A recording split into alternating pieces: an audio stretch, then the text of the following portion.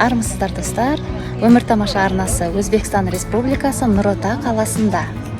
Бұл жерде Науаи облысындағы ірі діни орталықтың бірі саналатын Чашма кешені орналасқан. Кешенде қасиетті бұлақ пен бұлақта жүзіп жүрген қасиетті балықтар, сондай-ақ 2 мешіт, монша мен көне қорған бар. Жалпы бұлақтың пайда болуы туралы аңыздар өте көп, соның бірі 40 000 жыл бұрын осы жерге метеорит құлап, содан қасиетті бұлақ пайда болады. Халық бұл суды нұр деп атаған. Зерттеу бойынша судың температурасы қысы-жазы +19,5 градусты көрсетеді. Мұнда туристермен қатар зиярат етушілер келіп, қасиетті бұлақ суын алып жатады. Кез келген дертті емдейді деп сенеді. Мамандар судың құрамында 15 микроэлемент, соның ішінде алтын, күміс, иод, бром бар екенін айтады. Ал мұндағы балықтарды ешкім ауламайды. Олар суды тазартады деп сенеді.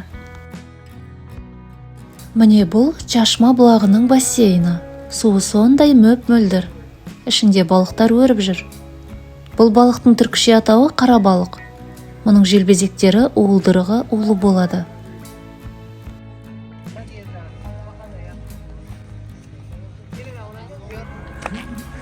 Міне көне қалаға біз қазір көтеріліп келеміз.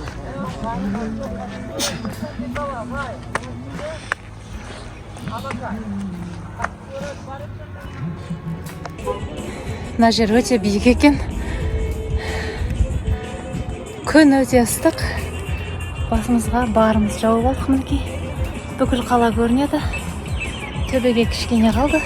Қазір ол жерден толық Нұр-Ота қаласын көреміз. Нұр қорғаны деген осы жер, аңыз бойынша қорғанды Александр Македонскийдің өзі салдырған дейді.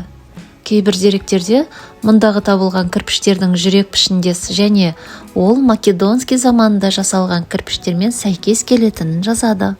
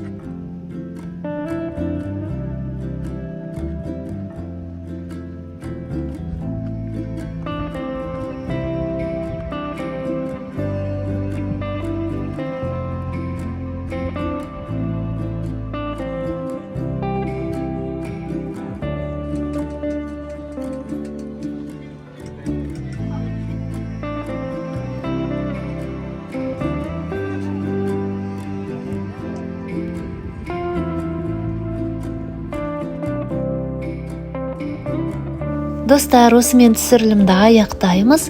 Келесі бейнені жіберіп алмау үшін арнаға жазылып қойыңыздар. Сіздермен болған Айнұр, Өмір тамаша арнасы. Келесі кездескенше сау болыңыздар.